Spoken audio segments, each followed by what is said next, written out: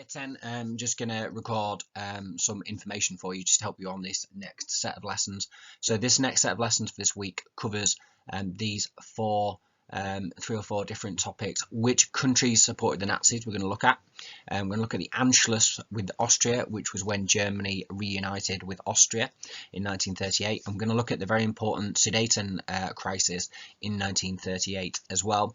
And then we're going to look at the key question about whether appeasement was a good idea or not, and that's going to lead you to do a 16-mark question which will focus on that as a key topic. So here we go. I'm just going to rattle through some of the different things. If you do have any questions, then obviously do let me know.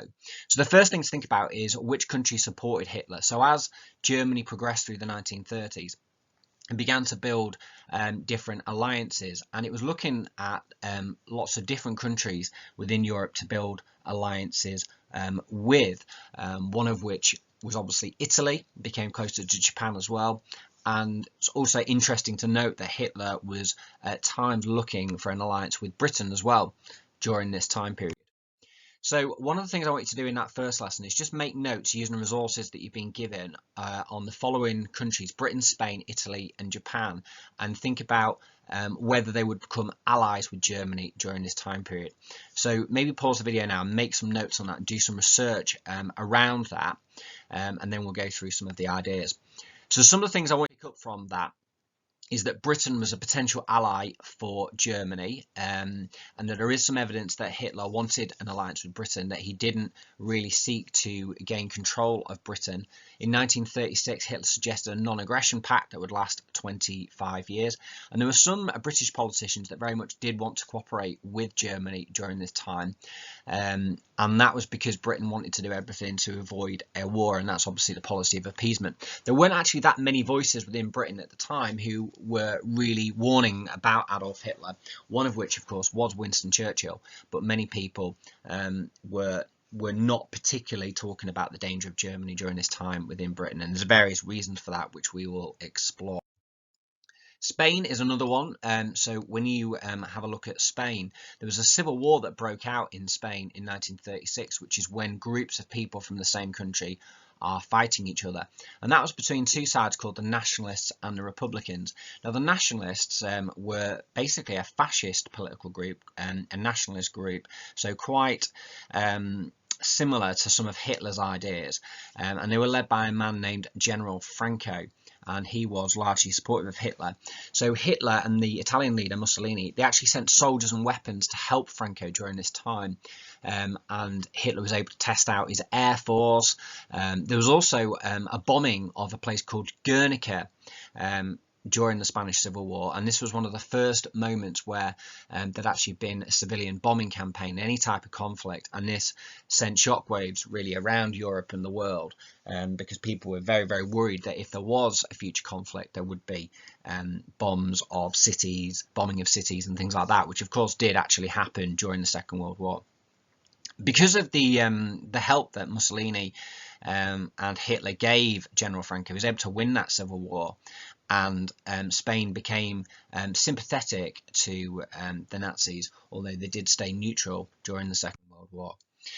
Italy was started off really the time period that we've looked at as a key kind of ally of Britain and France, and we know that it was a key member of the League of Nations. But there was a fascist revolution in Italy in 1922, and Mussolini organised the March on Rome. Mussolini, known as Il Duce, sort of self-styled dictator of Italy. Mussolini had, if you remember from what we learned about before Easter, he'd actually prevented Hitler from invading Austria in 1934 after the Dollfuss affair, named after the Austrian Chancellor Engelbert Dollfuss. So Italy had actually impeded some of Hitler's foreign policy plans before that. As the 1930s progressed, and of course after the invasion of Abyssinia in 1935, where Italy obviously moved away from Britain and France and left the League of Nations, Italy began to ally much more closely with Germany. Hitler and Mussolini made an agreement called the Rome-Berlin Axis in 1936, and really Mussolini was trying to build a new kind of Roman Empire, and this brought the two countries much, much closer together. Then there's Japan as well. So Germany became closer to Japan.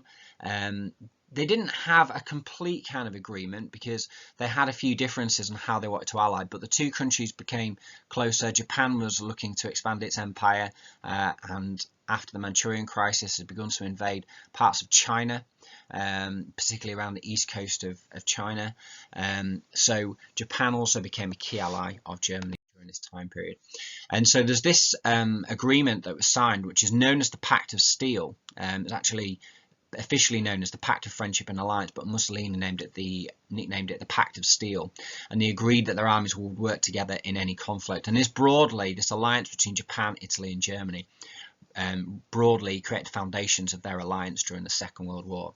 So during the 1930s, you can see that Germany gained allies really with Italy and Japan. It worked more closely with Spain, and although Germany made an attempt to work more closely with Britain kept itself kind of trying to control Hitler and the Nazis, but obviously we know that Britain went to war with Germany in 1939, so their alliance obviously wasn't created between Germany and Britain. So that shows you how other countries responded to Hitler during this time. So the next to look at is the Anschluss with Austria. So you'll remember from the Treaty of Versailles that one of the things that it said was that Germany was not allowed to unite with Austria. So Germany was banned from uniting with Austria. And you can see here from this little map, if you have a look, Germany and Austria very closely together. And Hitler was very keen to unite with Austria. If you remember, Hitler was born in Austria. Germany and Austria had similar cultures and languages. They'd been united during the First World War in fighting together. And one of Hitler's key foreign policy aims was to unite all the German-speaking people of Europe together. Hitler had actually attempted unsuccessfully after the Dollfuss affair to unite Germany and Austria, but that failed due to opposition from Italy. So one of the things that I want you to do within the lessons is to just make some notes which would help you answer a practice question, write an account of how the Nazis achieved the Anschluss with Austria. To remember, Anschluss is a key word. It means to rejoin, to reunify Germany and Austria together.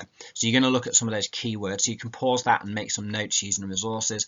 And just to go through some of the key things here, there's a few individuals that you need to be aware of. And so I thought I'd just put this together for you. This is Engelbert Dollfuss, who was the Austrian Chancellor 1932 to 1934. So you'll need to go back and just revise the information about the Dollfuss affair if you can't remember that.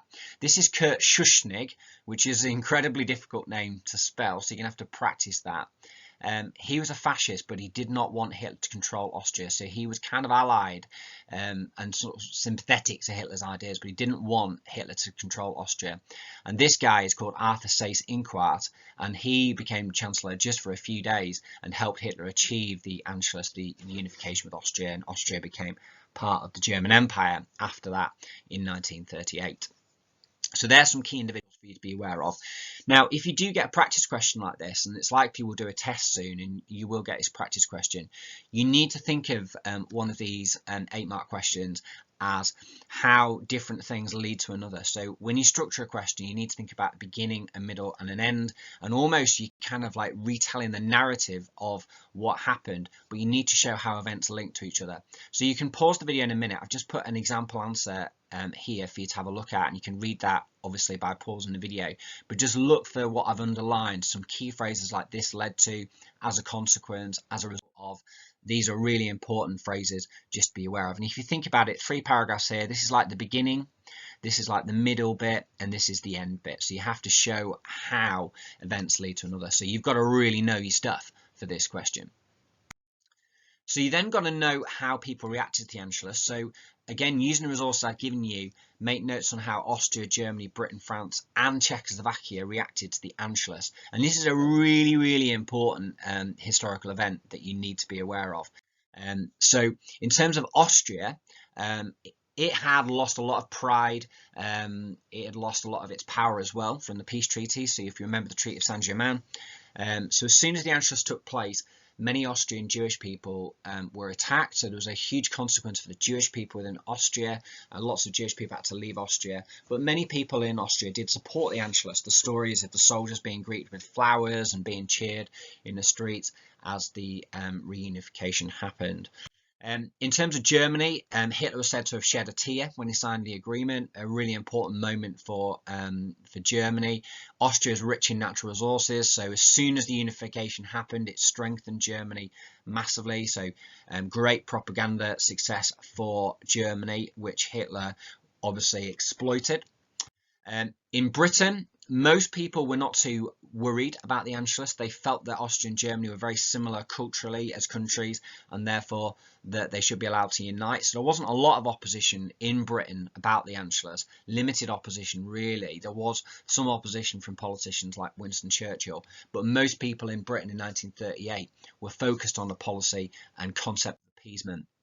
In France, the government had just collapsed. There was huge economic issues, massive unemployment, poverty. So the people in France they didn't really have the time to really concentrate on the Anschluss. And this is a big reason why appeasement happened, because Britain and France had its own issues and problems it needed to sort.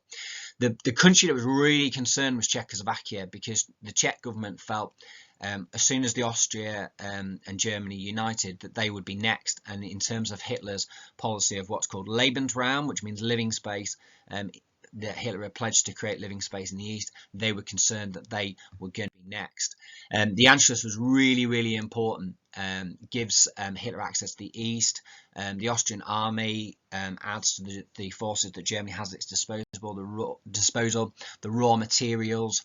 And Czechoslovakia, you can see here, this map really shows how the unification of Germany and Austria together almost, if you like, surrounds Czechoslovakia. And Czechoslovakia is next, really, in Germany's target of countries to invade. And you can see how this is going to sort of play out. Czechoslovakia is going to be next, and then, of course, Poland as well. All right, and Britain and France are really not kind of willing at this moment to get involved in what is pretty much invasions and aggression that's taking place in the eastern part of Europe.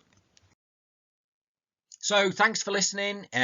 Hopefully that all made sense. If you've got any questions, send me a message. I hope you're all doing fine and doing okay. But as I said, if you're struggling or it doesn't make sense, then just send me a message and I'll be happy to go through it with you. Thanks very much, and I hope you all enjoyed that. Bye-bye.